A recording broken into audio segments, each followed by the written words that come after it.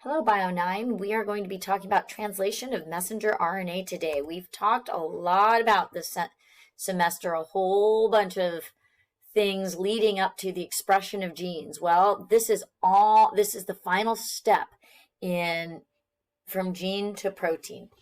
So this picture here is a model of a ribosome, a standard ribosome. The ribosome is going to have, let me see if my pen is working today. Uh-oh, my pen's fighting me. Okay, I'll use my mousey then. This is going to be the lower or the small subunit of the ribosome, and this is the large subunit of the ribosome. What we're going to see in a few minutes in a cartoon is how these two subunits come together to make proteins using messenger RNA.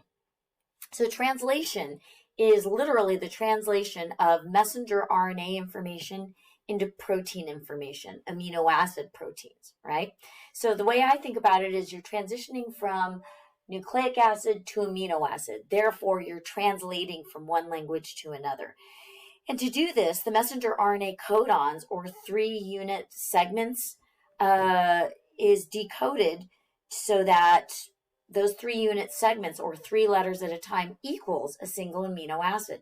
So there's a lot of variety in the components within the cell that play a role in translation. Lots of proteins, many different RNAs. I know it seems like we talk about messenger and maybe transfer RNA all the time, but there are lots of RNAs out there that help make protein. We'll talk about that a little bit. And then there are other smaller molecules that influence translation.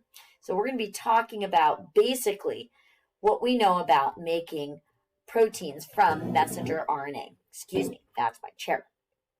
All right. So some of the original work done on protein synthesis was done by Archibald Gerard.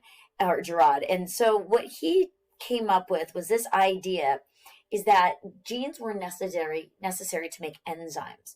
Why was he so keen on enzymes? Well, it's because an enzyme is actually a phenotype. An enzyme converts one protein to a different type of a protein, and sometimes you can see that conversion in an individual.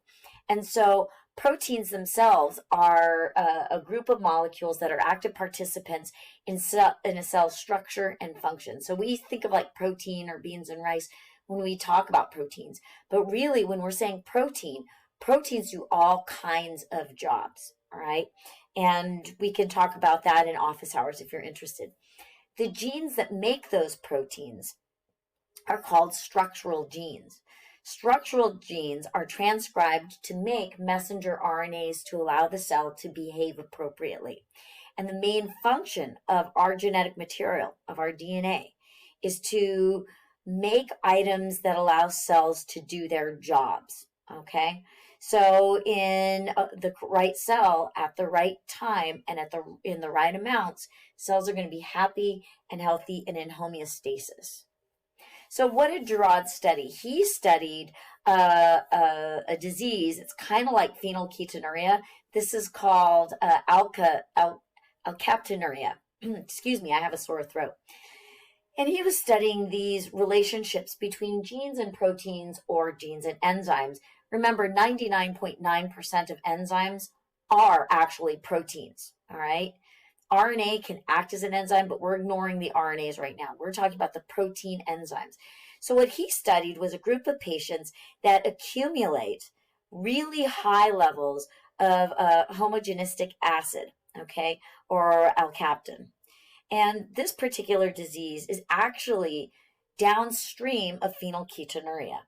And what it is usually characterized by is by the production of really dark black urine, and sometimes a discoloration of the cartilage and skin so that it looks kind of bluish. So what's going on here? So Gerard came up with the idea that the alkaptonuria was due to an enzyme that didn't transition one protein to one item to another. So that missing enzyme, which is a protein enzyme, which is called homogenisic acid oxidase, they didn't know what that was at the time, but he knew that we were missing something, or the patients were missing something, so that basically the homogenisic acid was not being converted.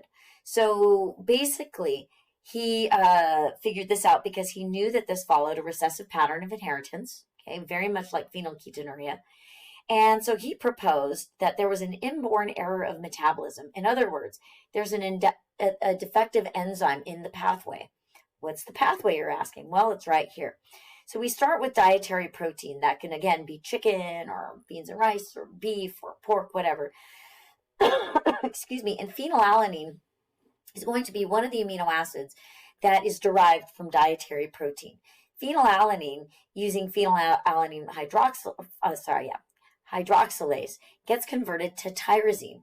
In phenylketonuria, there are issues with this, and phenylalanine does not become converted to tyrosine. We saw this earlier on in the semester. Individuals with phenylketonuria have abnormally high levels of phenylalanine in their neurons, and their neurons eventually die. Children are born normal, and as they grow and they age, they progressively lose neurons in their brain, and they end up having mental deficiencies as a consequence of the abnormally high levels of phenylalanine because of the missing phenylalanine hydroxylase. In the case of the alkaptonuria, we basically have the same type of situation where the homogenistic acid is not converted to its final product, okay, via an enzyme. So right here, you do not have a conversion, meaning that there's an abnormal buildup of the homogenistic acid, resulting in actually kidney damage and other issues. So each one of these mutations in phenylketonuria, in this one over here, the tyrosinosis, and in alkaptonuria, each one of these gives a different phenotype, and all of them are errors in metabolism. Now, most of us have a normal metabolism of phenylalanine, okay, and we don't have any of these problems. But for individuals that are missing an enzyme here, there's usually a genetic mutation that results in an abnormally produced protein enzyme. So in the early 1940s, following Gerard's work, Beadle and Tatum came up with this idea, with this question of, well, wait a minute. If you have one gene, does one gene make one enzyme, or can one gene make many enzymes? Because let's go back to this picture here. Is it one gene that produces each of these enzymes, and that the resulting protein is just mixed up or processed in a different way, so that all you need is one gene to make all these enzymes? Or is there actually one gene for every single enzyme? So the way they decided to approach this was by looking at a common bread mold, Neospora crassa, which this is the bread mold that grows on your bread at home. And they looked at whether or not bread mold growing on agar, missing amino acids, could survive. So we call these vitamin synthesis and amino acid biosynthesis studies.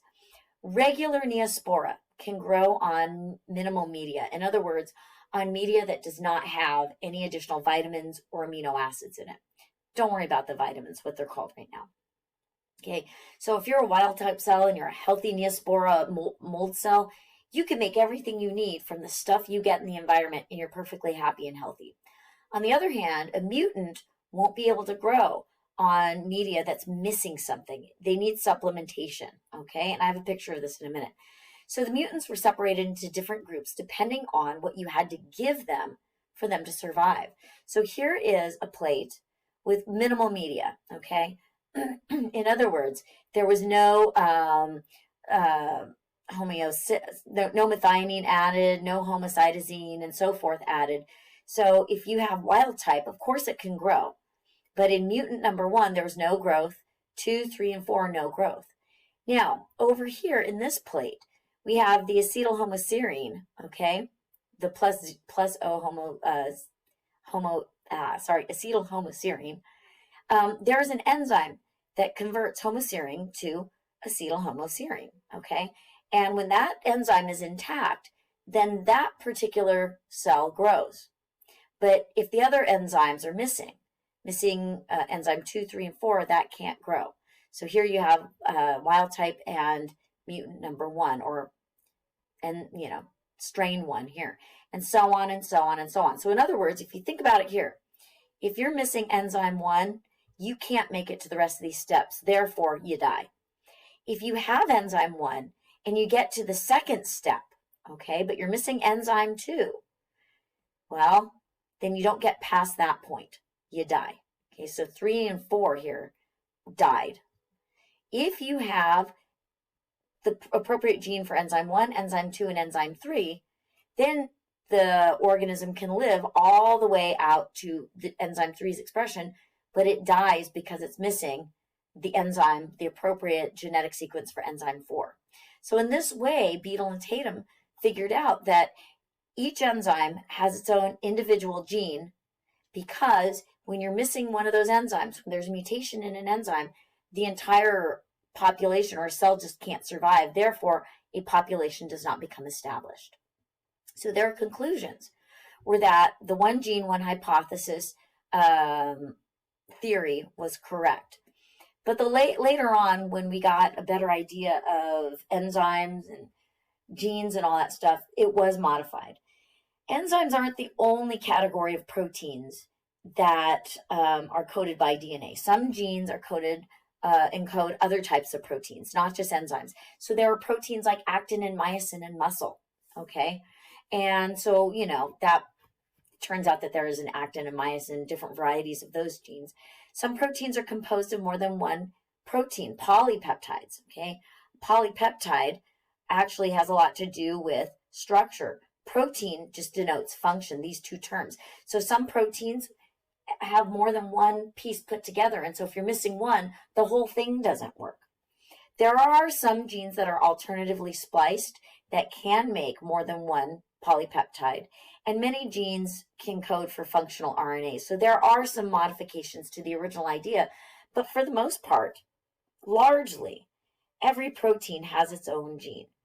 Mostly, okay? For the purposes of this class, you can think of a single gene, at least in these metabolic pathways, being encoded by a single, or a single enzyme is encoded by a single gene.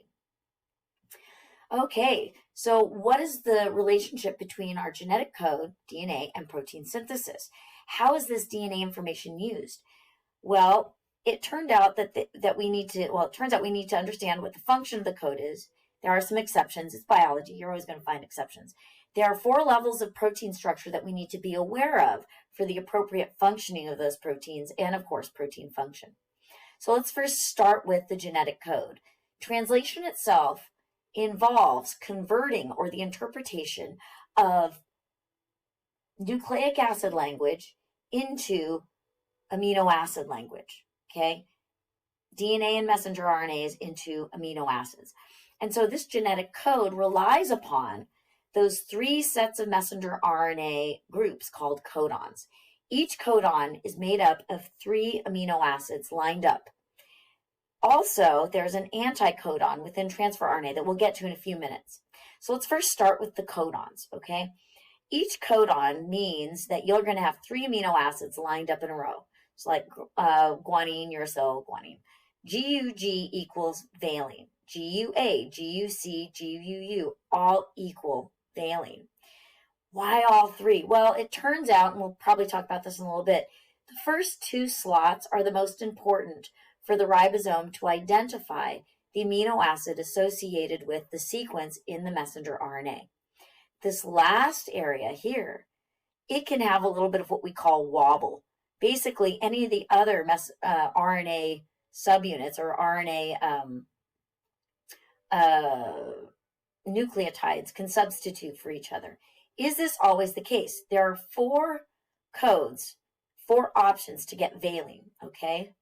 On the other hand, let's come over here to tyrosine. There's 2 here. There's only 2. Glycine, you have 4. Serine over here, you have 2, but you also have 4 here. So there's 6 options for serine. So there's some overlap among the different codes or codons for each amino acid, serine, arginine, glycine, and so forth. It's how the ribosome is reading each one of these strands of messenger RNA that gives us the sequence that we're going to be looking for, okay? We'll start the next video and move on from here in just a minute.